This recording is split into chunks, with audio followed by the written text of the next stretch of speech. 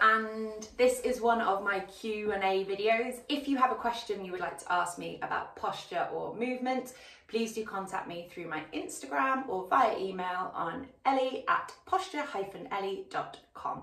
I won't respond to your question via Instagram or email, but I will hopefully come on and do a sort of 10-minute video answering your question.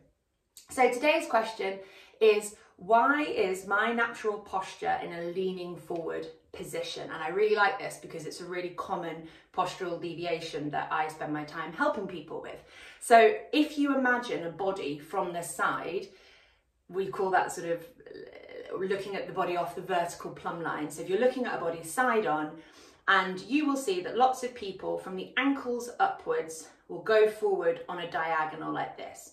So in an ideal world, the human body's kind of natural resting posture should have the ankles, the knees, the hips, the shoulders and the ear all in a straight line. They're all kind of level on that plane of movement.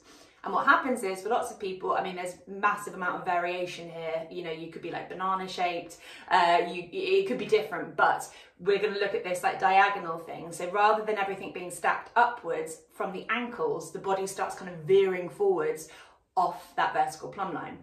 And in my opinion, the biggest cause of this is footwear. So if you've worn heels for most of your life, which most people have, take a look at your shoes, literally get your shoes out and look at the shoes that you wear on a frequent basis and cast your mind back to the shoes that you wore at school and all that kind of stuff. You will probably find that most of your shoes are slightly higher at the back than they are at the front.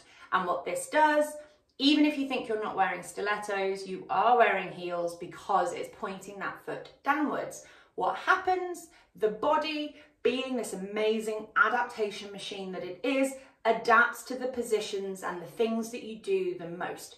So if you are wearing slightly heeled shoes, most of the time, your body will shorten and tighten muscles up accordingly to balance you out so that it can deal with the position that you're putting it into.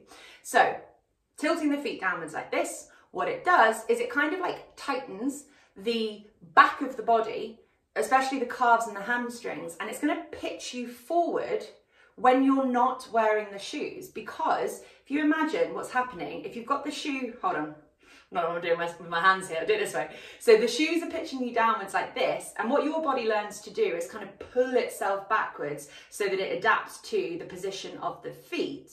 But then when you don't have those shoes on, so if you're standing barefoot for whatever reason, the body will flatten the foot down, but it can't take itself out of this position that it's kind of tightened itself into. So the body veers forward. It can't move out of the posture that has been created by this excessive wearing of the heels.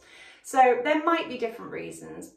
But generally speaking, that is what I find when I assess the bodies that are in this kind of like diagonal, I call it ski jump posture. It's normally some dysfunction around the ankle, foot, calf, and it's tight. And what we need to do is work on the foot function, the calf function, and the kind of stretching out the calves and things like that, so that the body can reset itself back over the vertical plumb line.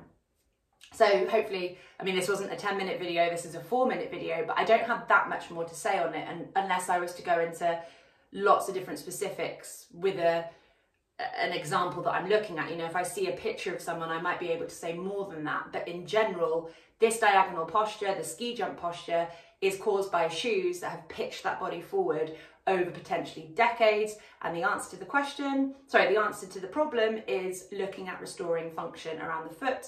And that will be done through exercises, commitment, and also through changing your footwear so that you are no longer wearing heeled shoes that are going to keep contributing to that problem. So hopefully that helps, and I'll see you soon.